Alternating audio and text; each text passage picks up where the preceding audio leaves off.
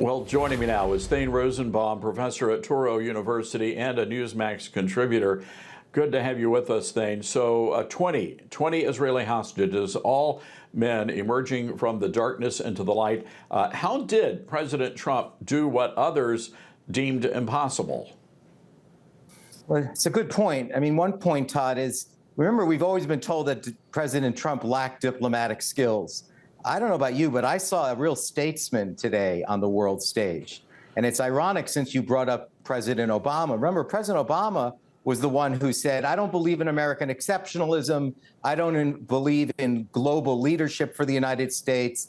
I believe that the United States has been the cause of a lot of damage in the third world. Remember, his first trip was to Cairo, Obama, to apologize to the Arab world. So think about how different these administrations are. Now, Donald Trump is not making any apologies. He's gathered them together as part of his own little dream team, which is sort of extraordinary when you think about it. Why? Well, it's not just for what Waleed said. There's something else that occurred to me, which is that the Palestinians must be going wild about this, because it's not just that the Arab countries and Muslim countries agreed with the Trump plan, but this Trump plan essentially says for all time, Todd, that all the Arab and Muslim countries believe that there should be a Jewish homeland called Israel. I mean, that's the sticking point. The Palestinians reject 5 offers of statehood, not because they don't want a state. They don't want their own state. They want the Jewish state. And that's what they keep rejecting. And the reason that people like Mark Ruffalo and the Hollywood elite are not saying, you know what, we're really sorry, now there's a ceasefire, is because they too want the destruction of Israel. But I think what you saw today, the signature of many of these leaders from Arab and Muslim nations, is to say, some of us are joining the Abraham Accords, some of us will join the Abraham Accords, and all of us acknowledge the existence of a Jewish state.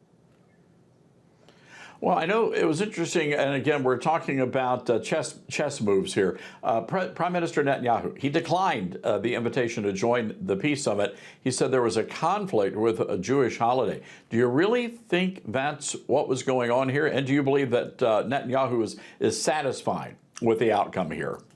That's the best question, Todd, that very few people are asking. So thanks for asking it. Look, today is Simchas Torah. Ironically, Todd, it was the same holiday of October 7th, 2023. That was the day, it was the date of Simchas Torah, and today is Simchas Torah. So who knows how that played into it? Secondly, he is, I think, a religious Jew, and more importantly, his coalition government is filled with ultra-nationalists and religious parties. He is to the left of the others in his coalition.